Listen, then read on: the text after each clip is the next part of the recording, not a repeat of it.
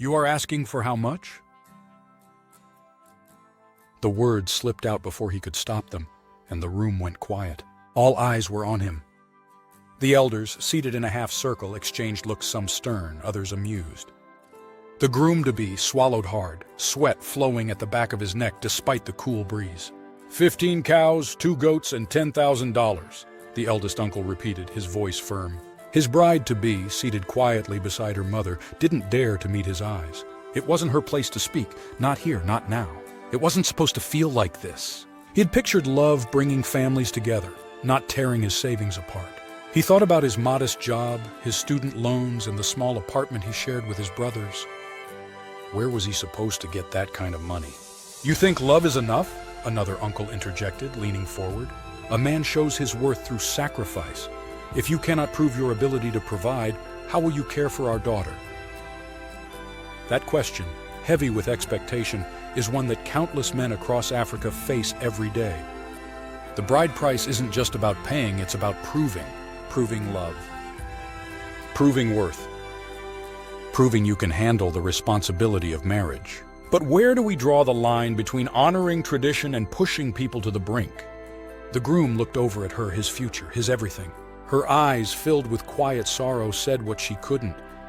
This is the way it's always been. Don't fight it. But deep down he wondered if it was worth it. Was this tradition the one meant to unite them, pulling them further apart? For some, the bride price feels like a celebration, a way to honor the bride's family for their love and care. We raised her, we educated her, and we loved her, the bride's mother explained. Is it wrong to ask for a token of appreciation? And maybe it wouldn't be if it stayed a token. But in many cases, it has become something else entirely. In villages and cities alike, stories echo of grooms forced into debt, brides feeling like commodities, and families torn apart by negotiations that never end.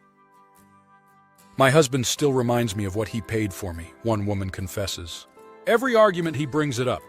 Do you know how much you cost me? He says. It's not love anymore, it's a transaction. But it wasn't always this way. In its origins, bride price was a gesture of gratitude, a way to build ties between families. Back then, it wasn't about greed. It was about respect. Yet today it often feels like a financial barrier, not a bridge. I loved her, the groom-to-be said quietly, sitting with his friends after the negotiations.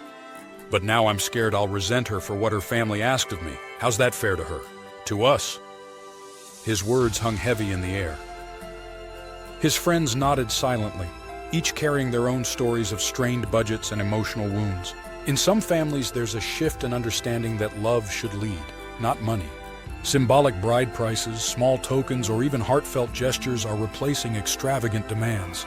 We asked for a Bible, a bottle of wine, and a song, said one father of the bride. That's all. Because in the end, I just wanted to see my daughter happy. But for many, the tradition remains an immovable mountain, one that challenges love to climb. The groom's story is just one of many. The question remains, is it time to redefine this tradition? To hold on to its heart but release its weight? Or is letting go entirely the only way forward? What would you do if you were in his shoes or hers? How much dowry did you pay her family? And how much did your family request from your husband? Let us know in the comments. This is your tradition, your culture, your story too. And it's time we talked about it. If you enjoyed this video, don't forget to like, subscribe, and share the video. Thank you for watching.